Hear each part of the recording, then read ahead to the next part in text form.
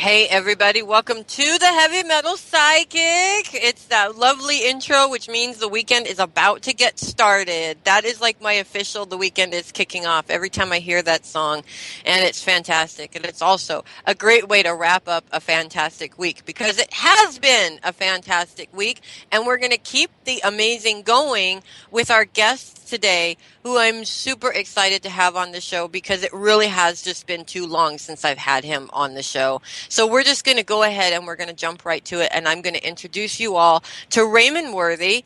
Raymond is a clairvoyant. He's an author. He's just published his book, Harmonics of I don't have it in front of me. Humanity. Thank you very much. I'm so sorry, Ray. I should have it right in front of me.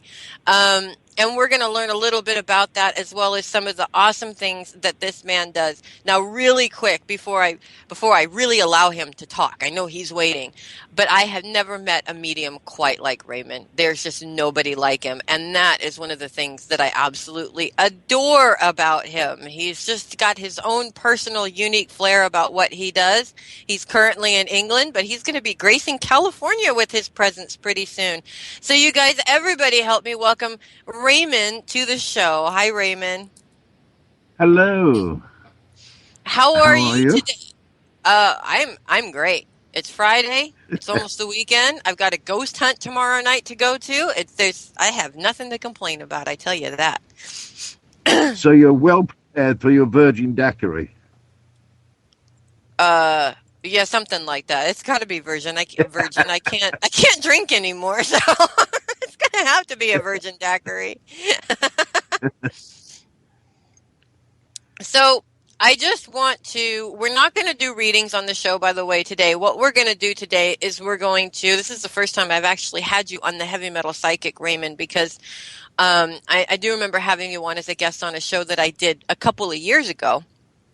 But we haven't actually had you on this show before. So today we're really just getting... Oh. I'm sorry? Is it really that long ago?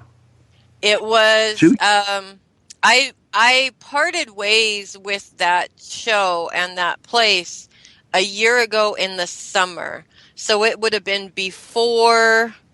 it would have been before March of last year that did that show. So yeah, I mean, time flies. Can you imagine it? Time flies. It does seem like it was only a few months ago, but it was a couple years ago. And Fellini in the chat room says it is 2 years ago. She remembers. So she's in Aries. We're going to have to take her word for that. We're going to take her word on that one. So what we're going to do today is just basically get to know you, and then we're going to have Raymond back to do readings on the show in a couple of months. And maybe when we do this, you're going to be out here in California with me instead of in England, which is really exciting. I'm hoping we can meet up this time. I'm sorry, go ahead. I'll shut up now. I said I do hope so. I've had to cancel my trip in November because of pressing matters. But I'm hoping to be out there in December for 6 or 8 weeks. Yes. Till January. I'm hoping that we can get together and we can meet up this time, because the last time we talked, you were going to come out here to California a couple of months after that, which you did. I remember that you did. But at that time, there was just no way that I could get out there and we could meet up, unfortunately. And so this time I'm determined. And you know what happens when I get determined, right? I will knock everything out of the way to get what I want, basically. So I'm hoping that we can make that happen. So can you just tell us a little bit about what you do, why you do it, and what makes you stand out in a world full of mediums out there in the UK? Because I know that there's a lot of mediums in the UK. Well, mainly I stand up at a whistle Dixie and no one can follow me. But who I am, what I do, well, it's fair to say that you're not trained to be a clairvoyant, psychic, medium on this side of life. you're trained from the other side of life. And when you're trained from the other side of life, you tend to have a vocation. And that vocation is to help the people in need. And there are so many out there with all sorts of different reasons of why they come to us. But, you must help. Right. And it's a vocation. I enjoy it. I have special shirts, jackets that I wear at all the shows. I never wear the same shirt at the same show twice. Anybody can see me throughout the world in my jackets with my logo on. So I don't pretend at what I do. There was times years ago when we used to get embarrassed behind closed doors sort of thing. But I decided in, 98, that I was not going to hide anymore. And I actually proclaimed to the world what I was. And I decided to use what I'd learned in Hollywood, that you present yourself as you wish to be known, not as others wish to see you. Mm-hmm. And I created my own charisma, my own presence, and people recognize me by my shirts, my jackets, and of course my logo, which is the big blue angel. Right. Right. And you can see all of that. You have pictures of that on your website, which is www.raymondworthy.com, right? You have pictures of your That's right. Your And whole setup. You'll see pictures of some of the shows I do, which are quite illustrious. And I get to appear at some very, very unique places, like Rochester Castle in England. Oh, gosh. It is wonderful. Wonderful. It's a festival that was revived by Rochester, that was the old chimney sweeps that took a day off and they decided to have a festival, and Rochester Council revived the festival. And I've done the festival for the past 6 years at Rochester Castle in the castle grounds. And I do 40 to 50 readings over 3 days. And it's one of my highlights of the year. I love that show. Love it. I can imagine. I don't want to say, oh my God, I'm so jealous, because that's such a lower vibration way of saying it. But that would just be fantastic in my mind to not only do what you love to do, but be in a place like that. The castles over there in England, to me, many of them are just ancient, and the energy is just fantastic. I think it draws me more than anything to that country, or to want to go to that country. To be a part of a show like that in the castle grounds and being recognizable by the staff who run the show and the people who visit the show, they look for me every year. Mm-hmm. And it's quite wonderful when they come back for repeat readings, Absolutely. Absolutely. That's when you know you're doing something right, when people keep coming back. Well, the funny thing is, some people, they lack motivation, and they'll come and they'll have a repeat reading, and they'll say, well, you told me something last night, it didn't come true. I said, well, did you bother doing anything about it? I've been there too a couple of times. And they turn around and say, well, you said it, and I thought it would happen. And they don't realize that they have to have the motivation to continue with their lives, to put the components in place So that prediction will evolve or very close to it. Right. We, Right. we have to Absolutely. make an effort. We have to make an effort. Right. I agree. Absolutely. I've been in that situation before. I don't think there's a medium that hasn't been in that situation before, to be honest with you. Which is why I started telling people, this can happen if you, put the work into it or what have you. Of course, I personalize it for the individual during the reading. But a lot of people come to psychics or mediums, I have found, because they believe in some way that we are an easy fix to their problems. And that's not the case at all. We only provide information and advice. It's up to you to do what you are supposed to do with that. Melissa, sweetheart, that's only one reason. People come for many reasons.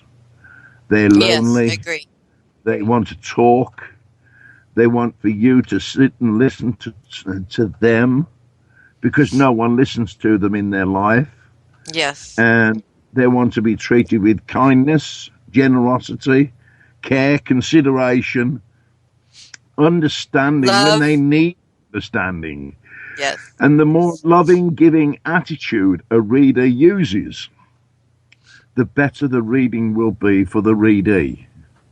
Right. Absolutely. I agree with that. I have a, oh, go ahead. So there's many, many different reasons why a person has a reading, but it is truthful to say that a reading is not to foretell the future. A reading is to empower people to carry on with life. Right. Because without life, there's no hope, and without hope, there's no life. Right. I agree with that 100%. I have a question in the chat room from Sprinkles. Hi, Sprinkles. She wanted to know, when did your mediumship begin, and what what took place that made you become aware of the fact that you were a medium? It was the age of 3. Um, I remember it very distinctly. It was giant spiders on the Ew. ceiling, and Ew. in between the spiders was figures, and I've never forgotten it. And it's at that point that I started saying things, and my family treated me as if I was crazy, saying all these crazy things. But when the confirmation came, they became afraid, as people do, because they didn't understand where the information was coming from. Right. Right. And even at the age of 3, I didn't have any fear. Although the spiders frightened the heck out of me, I didn't have any fear of spirit. Right. And it's just continued on from there. I was forbidden ever to do it again. But when people are in trouble, you just cannot stop. You need to help them, or in a way that they themselves can put components in place to allow them to understand and have the power to have the motivation to get things done. Right. Do you find when you do readings with people, I always find a lot of the time when I sit down with somebody and do a reading for them, by the end of that hour that I'm with that person, what they've really gained is more confirmation of what they already knew. All I've really done is taken them out of that overthinking, overanalyzing, and worrying about the detail part. Do you find that with most of your readings too, that really what you're doing is you're only telling them what they already know. You're just allowing them to step out of the obstacles that they put up in front of themselves. in order No, to live that no, life. I have to disagree there. Um, when an hour reading for me is way long. Every reading I do is approximately 30 minutes, Hmm. and within that 30 minutes, I will always go through the personality, character, and the way you approach life. This gives you confidence, if that is correct, of what I am Right. about to say next. And I find that if you talk to a person in their language, now don't misunderstand this. Many people have different languages. There is the doctor's language, the nurse's language, the policeman's language. Hmm. Uh, a particular case where I did a reading for a boxer, and I had to speak to him in a boxer's language. Right. Uh, I used the tarot cards, and I put the cards down. I said, "Well, it looks as if your blood is cleaning." And he was quite stunned. He says, "Well, that's very specific." I said, "Yeah, it's almost as if you've got dialysis." He says, "Well, that's strange because that's exactly what I've got, and they told me I'm going to die." I said, "No, Oh. you're not. No, you're not." And he looked at me, and when he'd first come in, he'd come to my table, and he'd got rounded shoulders, and he was hunched. And he said, they told me I'm going to die." I said, "No, you're not." I said, "You've attacked everything head on all your life, and now you've been offered the biggest prize fight of your life, and you're willing to take a dive, hug the canvas, and give up." I said, "It's time that you started attacking life again. Hmm. Instead of doing vigorous exercise, you need to do gentle exercise, because the vigorous exercise puts more toxins into your blood, and you'll have your blood cleaned more often. Right. And when your friends invite you out, they need to be told that you have dialysis, and you cannot live the life you used to live. Certain adjustments have to be made, but you can still enjoy your life."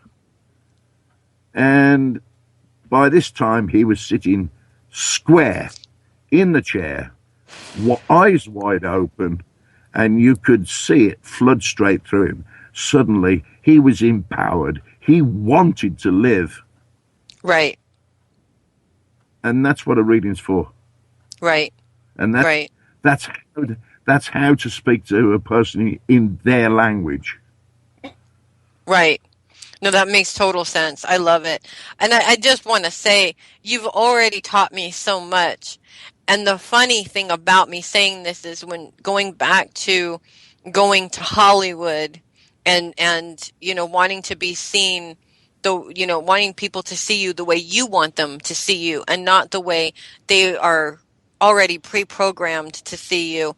When you first told me about that a couple of years ago, I had to think about that there for just a minute and kind of ponder that because at that time I was very much one of the crowd. You know what I mean? Just another medium. At least that's how I was portraying myself.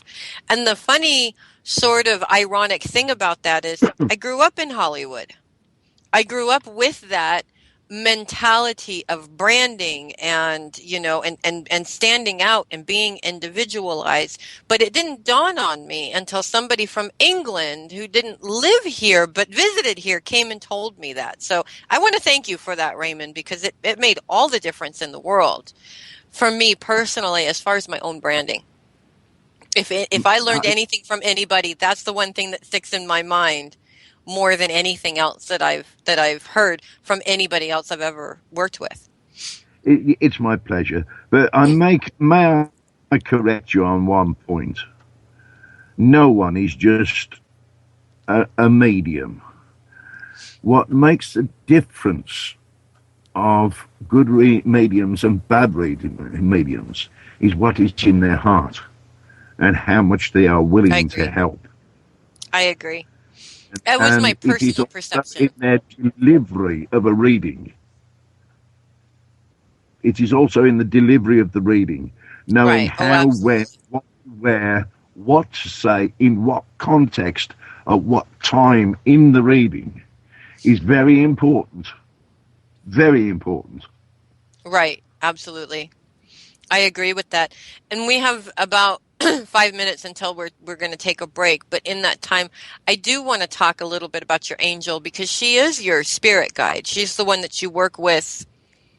I mean, I'm sure you Jenny. work with multiple spirits. Jenny, that's what her name is. But she's really the one that she's almost like your gatekeeper. She's with you 24/7 and you work very closely Oh, with yes. her. Yes. If you look at any of my photographs on um, my website, you will see that I sit in front of a 6x4 banner and Jenny is at the back of me. And Right. when I sit correctly there, it gives the optical illusion that Jenny's wings are coming from me, Right. which is, I designed it that way so that it gives the um, it depicts the partnership between spirituality and reality. Right. I It's like the that. we were Jenny and I were very close, and she is very powerful. She attracts many people. Sometimes I think they're coming to see her, not me. Well, they have to get through you first. which is okay with me. Right? You want Jenny, you got to get through Raymond first. But you guys, I've seen you work with her, and I have experienced other mediums that have a guide that they work with that you can see kind of how they toggle back and forth between you're working with the medium versus you're working with the guide. Do you find yourself doing that too? Like there are times when you're working with somebody and it's more Jenny speaking through you and not so much you delivering her message. Does that make sense? Well, no, this is going to sound very odd, but when I do a reading, it's not Jenny speaking.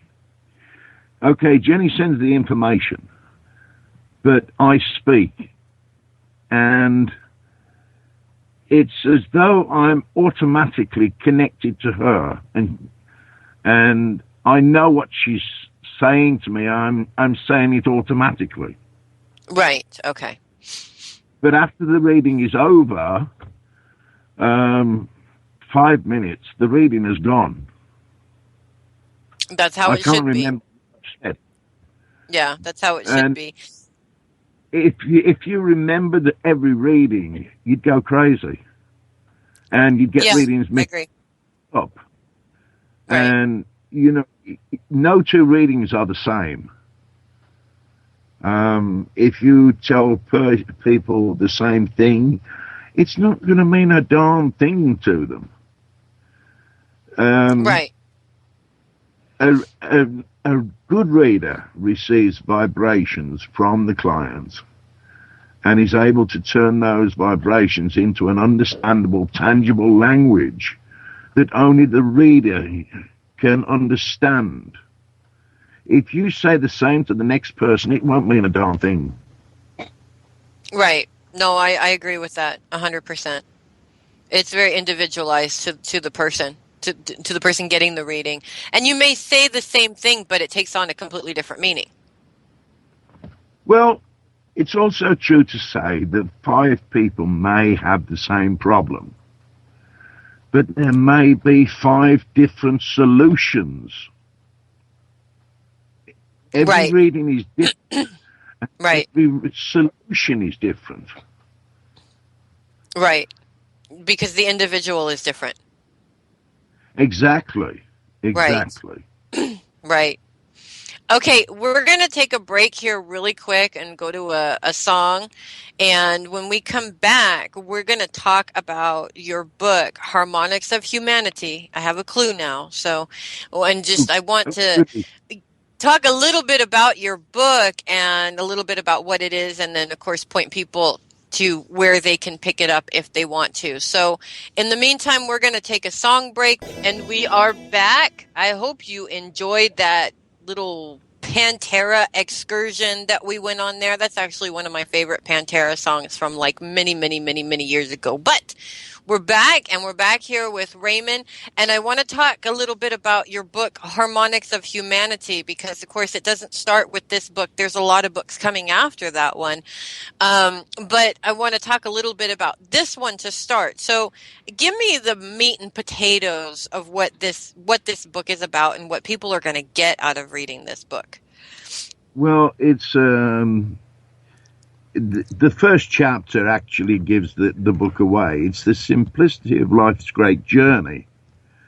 As human beings, we are living in the 21st century, and we are forgetting the simplicity of life, the simplicity of knowing your partner and interacting with your partner, the overcomplicatedness of technology interfering with the simplest thing in life. For instance, we have more technical jobs now. People are thinking in a technical way. And when they go home, they're still thinking technically. Right. And they try and have a conversation with their partner, and they're going way, way, way over their heads, and the partner's not understanding what they're saying. My husband and I have that conversation often, by the way. Yes.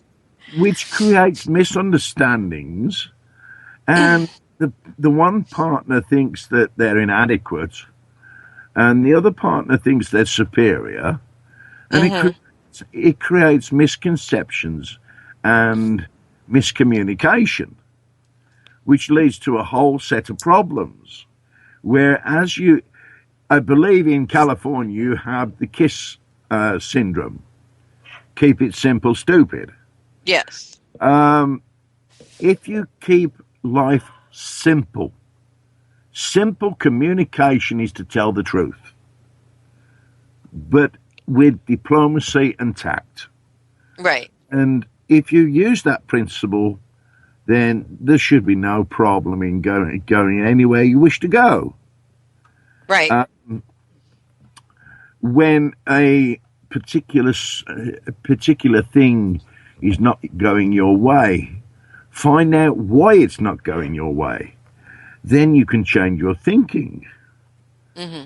And you have the choice to go forward, back, or sideways, or the other way. Then you have the motivational philosophy that goes with it, and you start a whole new journey and rekindle relationships, friendships, acquaintances, and it gives you a whole new perspective of life. Right, I agree with that. To where technology has virtually taken over our lives now. You know, we've got mobile phones, we've got tablets and computers. And, I mean, even I struggle to understand what people are saying. You know, somebody says, well, I've got this app, and there's FGB, ABC, and I haven't got a clue what they're talking about. You know?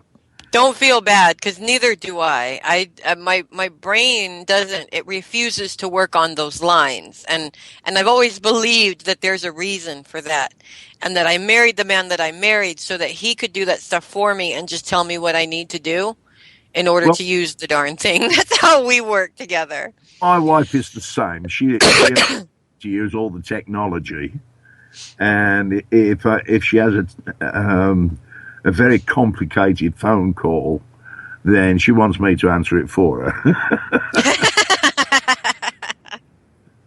Usually it's somebody selling something. Yes. deal with this for me. But that's a good exchange that you have there because you can work together. Is she a medium also? No, no, she supports me in every way. She is my PA at all the shows I do. She answers all the questions. She's what I like to call my guard dog. Mm-hmm. She answers all the questions, takes all the money, and she stops people interrupting me while I'm giving a reading. Mm-hmm. Because that's very unprofessional for people to interrupt me during someone else's reading. Absolutely. Not to She, mention it disturbs your flow of the reading to begin with. well, that's right. I mean, she hands out all the flyers and takes appointments. If there's any questions to be answered, then she tries to answer the best she can. She knows everything, and she puts everybody in line and keeps them in line so I don't get mixed up. Sometimes I get extremely busy. I've had people waiting 2.5, 3 hours, and, Wow. and she tends to entertain them while I'm working my way towards them. I So, love that. so she's a pretty important part of what I do. Right. Without her support and diplomacy, it would be very difficult. Hmm. I agree. My husband does pretty much the same thing for me, so we're almost the same but reversed there a little bit. And you cannot you cannot run a reading booth and handle the people that are coming up at the same time. It's just I've tried it once and it doesn't work at all. Well, It becomes very confusing. I don't know what you mean by booth. A booth to me is a three-sided chair sort of thing. But if you look on my website, you'll see my big 6-foot table with my banner behind me. That is my office. Right. That is my So mobile office. right, right. And if you look on there, you'll see Thelma, my crystal ball, and off to my right will be Herbert, my onyx pyramid. Behind Herbert is Clarence, which is my healing crystal, and on the left side of me is Claire. That is my rose quartz crystal, and you'll see a angel on the far left side of the table, which is Sarah.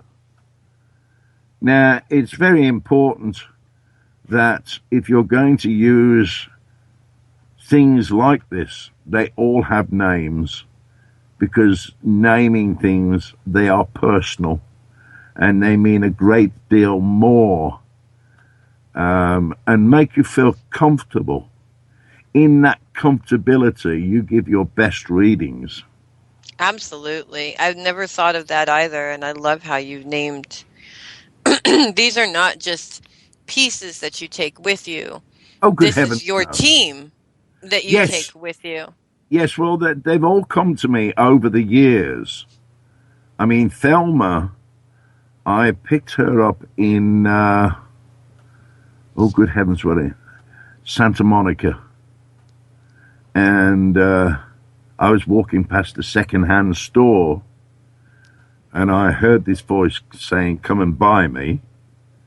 And I believe in the legend of dragons, that they was the caretaker of the human race. And I walked in the store, and I walked to the back of the store, and there on the shelf at the back of the store was this crystal ball. And I'd never seen one like her before, because she has a ball inside her, which allows Right. me to see the inner self. But when I looked at the stand, she was supported by 3 dragons. Right. And I still heard this voice, "Come and buy me." And I spent every dollar I had except one. And I bought her. That was in '98. She's been all over the world with me.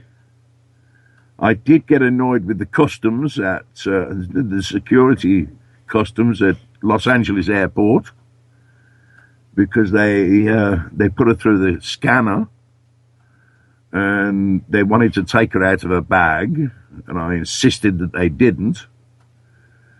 And they said, well, we'll call the police then. I said, well, you call the darn police. And they brought the police over, and I said, I don't want you touching it. And they agreed to pick her up by the bag and put her into the tray and run her through the scanner again, which they did, and everything was okay, of course. And then I took her out the bag and showed them. You see, so not everything you see is sinister. Right. Perception. Perception is everything. Yeah. I mean... Now, I want you to know that you just read my mind here a minute ago, because I'm looking at your picture and I'm looking at Thelma and I'm looking at her stance and noticing the dragons. And I was going to ask you if she came with the stance. So you answered my question without me asking it. I just wanted to let you know that. Well, I don't read minds very often. Well, you did today. Well, you never know. And I'm okay with it. You never know when to turn the page, do you? No, and sometimes you don't know, where you shouldn't go. Which is why I don't do it either, because I know what my mind looks like in there sometimes, and I shudder to think what other people's do. But, when it comes to things like, my husband and I have a very strong telepathic connection. That's a little bit different, But arbitrary people, no, I don't. I try not to do that, but I just wanted to let you know you answered my question without me even having to ask it. So I thought that was pretty cool. It plays havoc with my wife because she looks at me and I automatically say no or yes. And her mouth just drops. You said that before I asked the question. And she gets very frustrated because she can't tell me any fibs, Yes. Yes. We have that element here too, although my husband couldn't tell a lie if he tried. I mean, his whole body just, his whole face, you could see it written all over his face in neon letters. I'm trying to lie to you, but... You say that. This is another factor to readings. You can tell. See, not all messages come from spirit. Right. The way a person talks, acts, the way they move, their posture, can tell an awful lot about a person. Right. Whether they're depressed, whether they are controlled or they're stressful, whether they're ill, and many more things. They all speak. And this is what people don't realize. It's not being able to recognize these things, but what it is able to do is give a person a better understanding of what's going on. Right. Right. Absolutely. I agree with that. And body language has always been something that's come easy for me. And one of the things that I find very interesting is we live in a world of masks where people put up these masks that they want other people to see, but the true person shines through those masks whether they want it to or not. Yes, but it's also true to say that they've got one hand up, palm up, saying halt, but they're waving you on with the other hand. Yes. you know. So they're virtually saying, no, stay where you are, but come a bit closer, you Right, know, right. and it gets confusing sometimes. It does. It does. It must be human nature. So, where can people find your book? Is it on your website? Yes, if you go to Bookshelf, um, it's currently on sale for download at $5.99. You can pay through PayPal, and you pay your money, and it automatically downloads. And if they save it to their hard drive, they can go all the way through it. Awesome. So that's instant gratification, guys. You can get that book instantly. You don't even have to wait for it to show up on your doorstep. And of course, that is your website, which is www.raymondworthy.com. Yeah, and if they go to Bookshelf, they'll go straight to the book, Awesome. or they We can have, oh, go ahead. or they can click on the cover of the book on the front page. And that'll take them straight to where they Yes, can purchase it. yes, and I've just registered the book with the American IBSN agency broker, and it should be available in America in paperback very soon. Oh, awesome. See, I like downloadable books, but I am still one of those people that I want to hold the actual thing in my hand. I don't want to read it on a screen. You know what I mean? I've Yeah, had well, so many people, we just get a Kindle, you can read whatever you want. Yes, but then I don't have the book. it I is a want to nice turn the page. it is a nice cover. I designed it myself. On the front of the cover, it's two dragons in a heart shape, and there's a lot going on in there. The two dragons are the soulmates, but on the inner side of the dragon is the completion of the heart, Hmm. and you have the main chakras going straight down the middle of the picture, which means you're building strength within yourself. Right. So there's a great deal going on in the picture itself, I and it's love what it. shows it. And you designed it yourself. Yeah. I love Well, it. I acquired the pictures and I made the image up myself. I had to recolor it and put the chakras in Right. and get it exactly the way I wanted it, so that it depicted what I wanted it to depict. And I'm very pleased with the way it came out. I Go ahead. No, sorry.